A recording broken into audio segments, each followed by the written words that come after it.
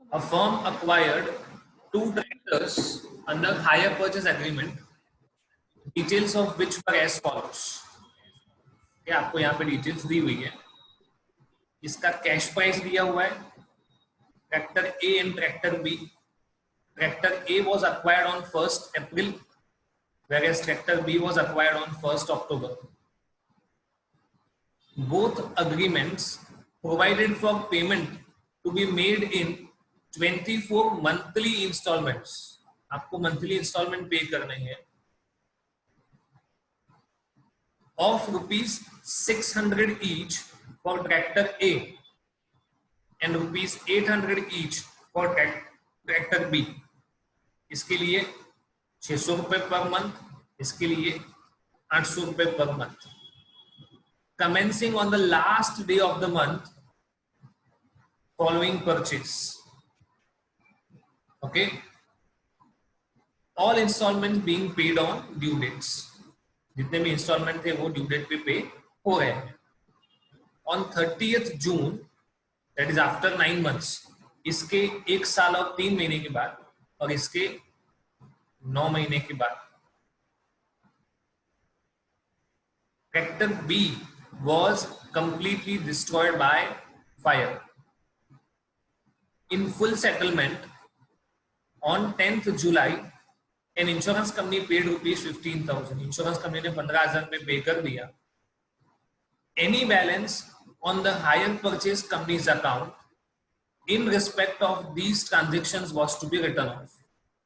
अगर हमें hire purchase company के बुक्स ऑफ अकाउंट में कोई भी वैल्यू बचा है तो उसको क्या कर देंगे हम लोग, write off. The reason is insurance policy यही कहता है ना कि अगर आपकी प्रॉपर्टी डिस्ट्रॉय हो गई तो वो प्रॉपर्टी हमारी, आप पैसा ले लो, है ना. तो आपके बुक्स ऑफ अकाउंट में जो भी वैल्यू था उसको आपको राइट ऑफ कर देना है. The firm prepared accounts annually to 31st December and provided depreciation at the rate of 20% on straight line method. आपका ईयर एंड होता है 31st December. Apportion from the date of purchase and up to the date of disposal.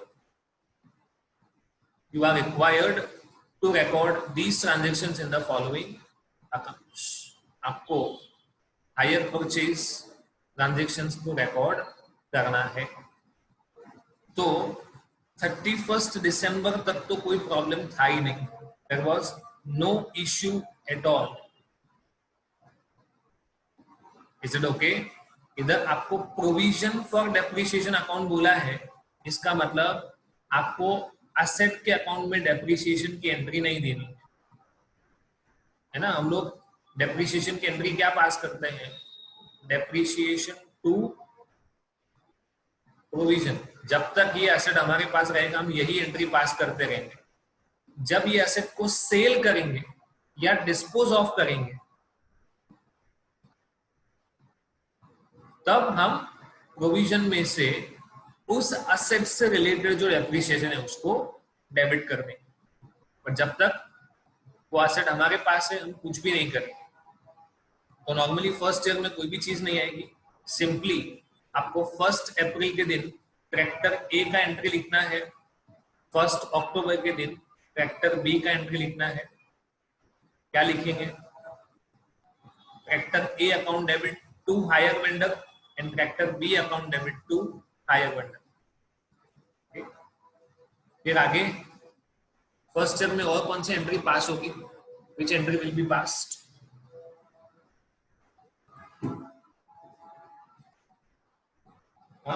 Interest का entry लगाएंगे, depreciation का entry लगाएंगे. Depreciation का क्या entry होगा, 14,000 into 20% into 9/12 and 19,000 into 20% into 3/12. करो तो कैलकुलेट.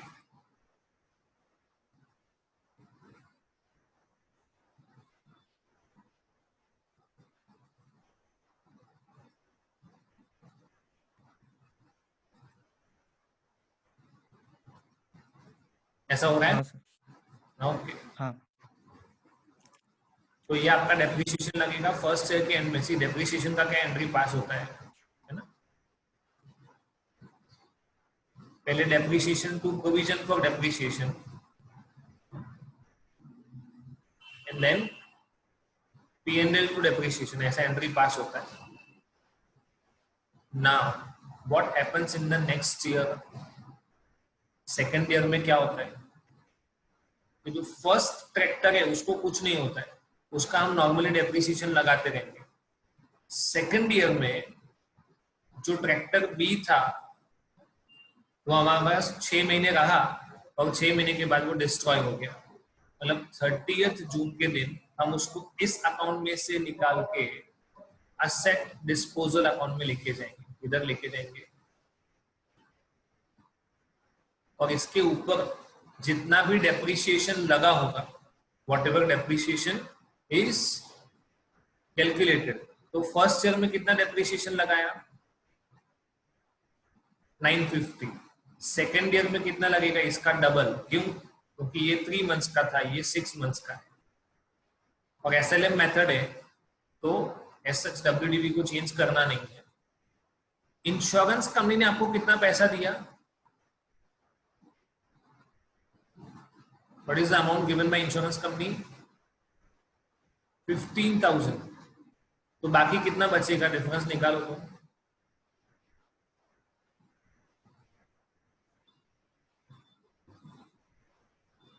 गया 1150 1150 will be the amount of, ठीक है। ये आपका पहले 3 महीने का डेप्रिसिएशन, ये बाद के 6 महीने का, ओके। ये 15,000 आपको इंश्योरेंस कंपनी ने दिया। जो अमाउंट बचा उसको राइट ऑफ कर देना है। राइट ऑफ करने का मतलब वो कहाँ ट्रांसफर हो जाएगा,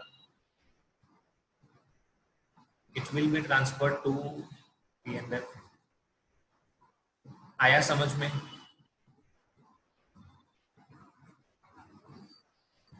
कि नहीं आया। ये था असेट डिस्पोजल का अकाउंट, ठीक है। असेट के अकाउंट में तो अब हर साल कितना कंटिन्यू रहेगा, 14,000। सिर्फ एक प्रोविजन वाला अकाउंट देखने जैसा है।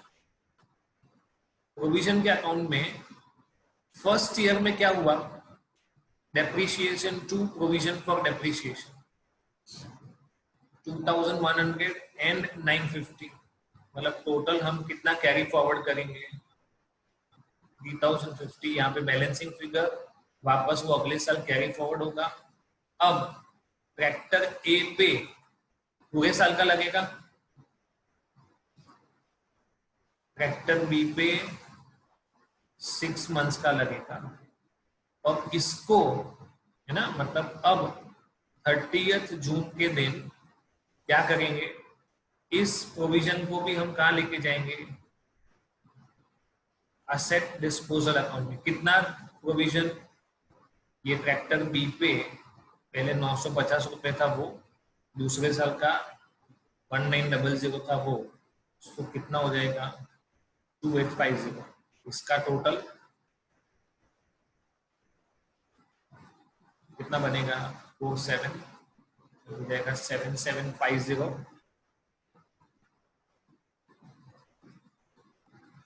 Minus 2850, 4,900। This will be the balance carried down, है ना। ये रहा।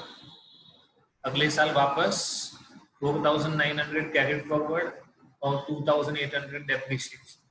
This cycle will continue. Okay.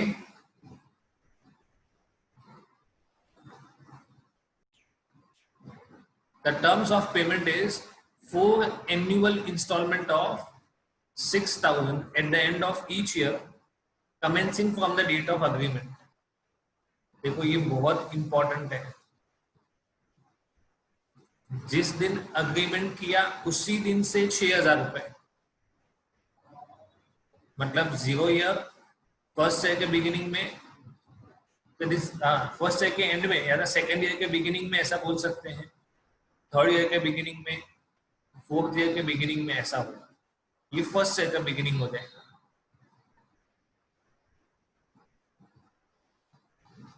Interest is charged at 20% and is included in the annual payment, मतलब 6000 के अंदर अंदर इंटरेस्ट भी इंक्लूडेड है। Show machinery account and hire vendor account in the books of purchaser who defaulted in the payment of third yearly installment। ये वाला default किया मतलब कितने पे किए होंगे, 2। The purchaser provides depreciation on the machinery at 10% on WDV आएगा। All working should form part of, sorry कुछ एक लाइन पढ़ना भूल गए, whereupon the vendor repossessed the machinery। Vendor ने रिपोजिशन कर दिया। वेंडर कौन सी वैल्यू पे रिपोजिशन कर रहा है, ऐसा कुछ बोला है? There is no specification. तो जितना हमारे बुक्स ऑफ अकाउंट में वैल्यू होगा उसी वैल्यू पे वो लेके जाएगा। तो एक क्वेश्चन है, देयर इज वन क्वेश्चन कि हमको जो भी डेप्रिसिएशन गिनना होता है वो कैश प्राइस पे गिनना होता है। हमको कैश प्राइस दिया ही नहीं है,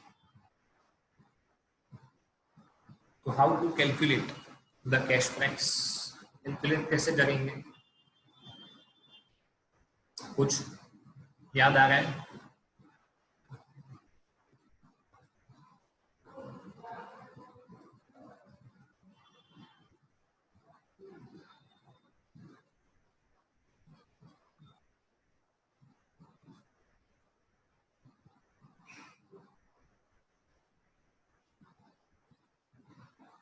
ये मैंने यहाँ पे क्यों डिवाइड नहीं किया? बिकॉज ये फर्स्ट ईयर के बिगिनिंग में है, in the commencing from the date of agreement, तो इस पे कोई भी इंटरेस्ट नहीं होगा। There will be no interest in this instalment. Interest कहाँ से स्टार्ट होगा? जो सेकेंड ईयर के बिगिनिंग में पे करें। सेकेंड ईयर का बिगिनिंग मतलब फर्स्ट ईयर का एंड भी बोल सकते हैं, तो उस पे 1 साल का इंटरेस्ट होगा, इस पे 2 साल का होगा, इस पे 3 साल। चलो निकालो वैल्यूज फटाफट।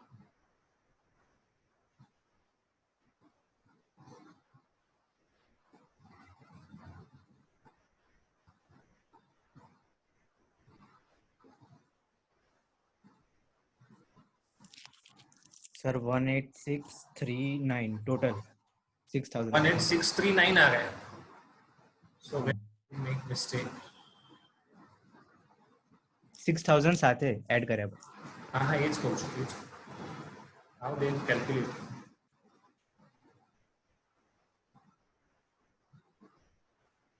Okay, they have gone by a different method. जो हमने किया था बता देता हूँ।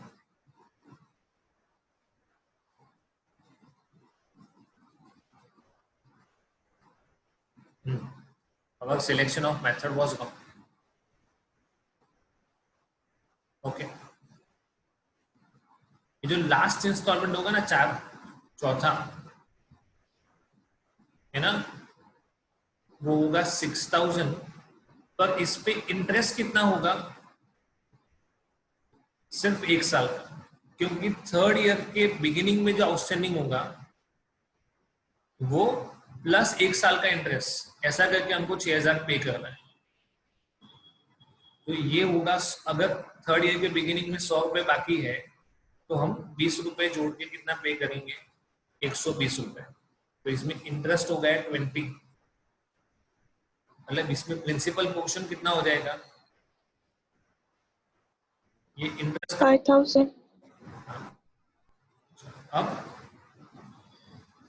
5000 प्लस 6000 इंटू 20 डिवाइड बाय 120, ऐसा करो।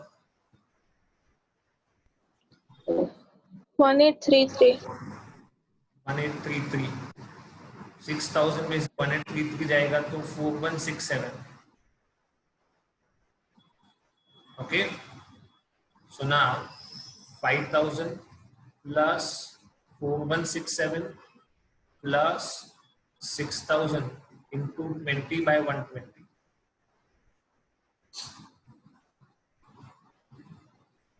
टू फाइव टू एट 2.728 6000 में से 2528 जाएगा तो बचेगा 3472. अब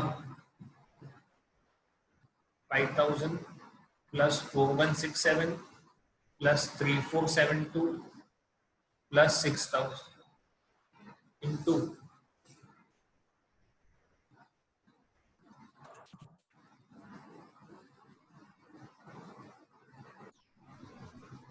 3107 तो बचेगा 2893. इसका टोटल करो.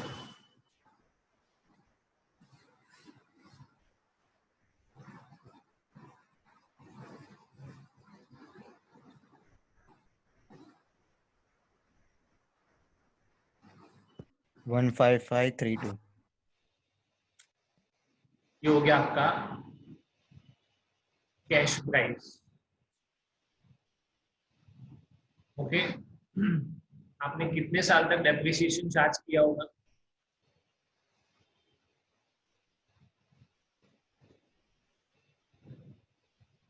क्या बोला है? द परचेजर नहीं, 1 साल का डेप्रिसिएशन, दूसरे साल का डेप्रिसिएशन और तीसरे साल का.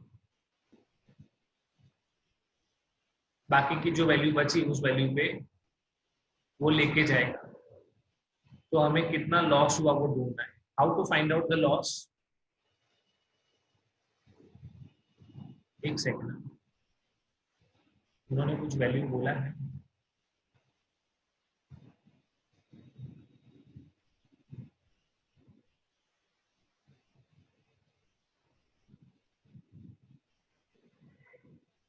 So what was the amount outstanding at the time of repossession? वो देखना. repossession के टाइम पे कितना अमाउंट आउटस्टैंडिंग था. तो हमने, अच्छा अभी बताता हूँ कैसे. आपने एसेट खरीदा 15532. फर्स्ट ईयर में कितना इंटरेस्ट लगेगा? 2893. बट ये इंटरेस्ट कब लगेगा?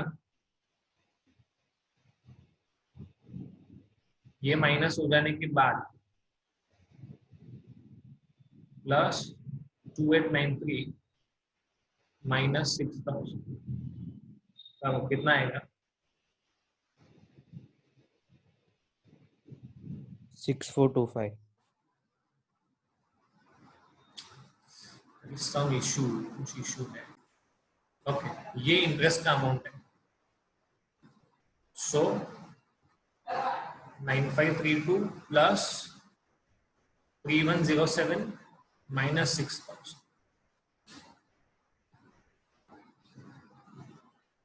कितना आएगा?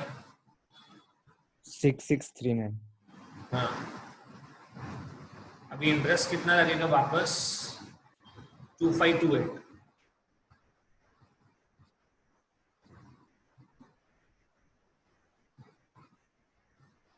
Minus 6000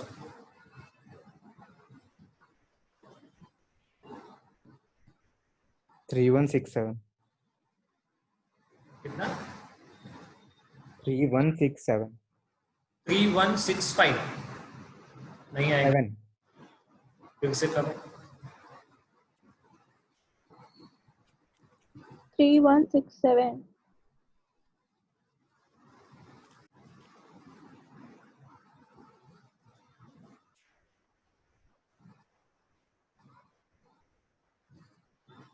Wait a minute.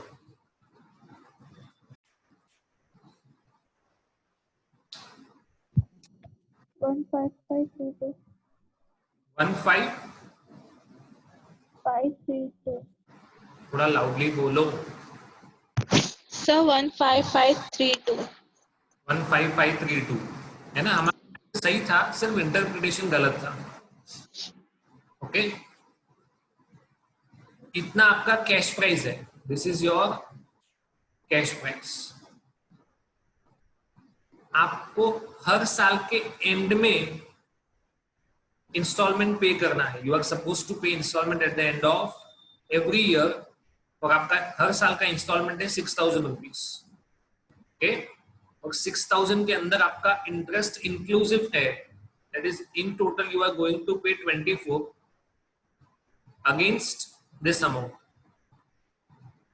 2 instalment पे किए, तीसरा इंस्टॉलमेंट में आपने डिफॉल्ट किया, तो आपका जो भी एसेट था वो हायर वेंडर लेके चला गया।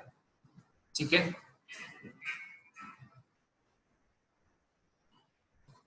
अब this is your amount outstanding, उसके ऊपर 20% इंटरेस्ट गिनो। चलो ये होगा 3107। हाँ। ओके, उसमें से इंस्टॉलमेंट माइनस करो, तो ये अमाउंट आ गया। हाँ। अब वापस इंटरेस्ट लगाओ और इंस्टॉलमेंट माइनस करो। ओके, 2 साल का पे हो गया, यहां तक प्रॉब्लम नहीं था। तीसरे साल के बिगिनिंग में ये अमाउंट आउटस्टैंडिंग था, थर्ड ईयर बिगिनिंग, उस पे आपने पूरे साल का इंटरेस्ट लगाया और अमाउंट आउटस्टैंडिंग हुआ 1833, सॉरी। ठीक है, आप कौन सी मेथड से डेप्रिसिएशन चार्ज करते हो? WDV, और कितना रेट है? 10%। डेप्रिसिएशन हमेशा कैश प्राइस पे लगता है, तो आपने डेप्रिसिएशन लगाया 3 साल का। When you calculated depreciation for 3 years, your value at the end of 3 years is 11,323. Your outstanding amount at the end of 3 years was 11,000. So the difference amount that you lost is 320. चलो, अभी कोई doubt है?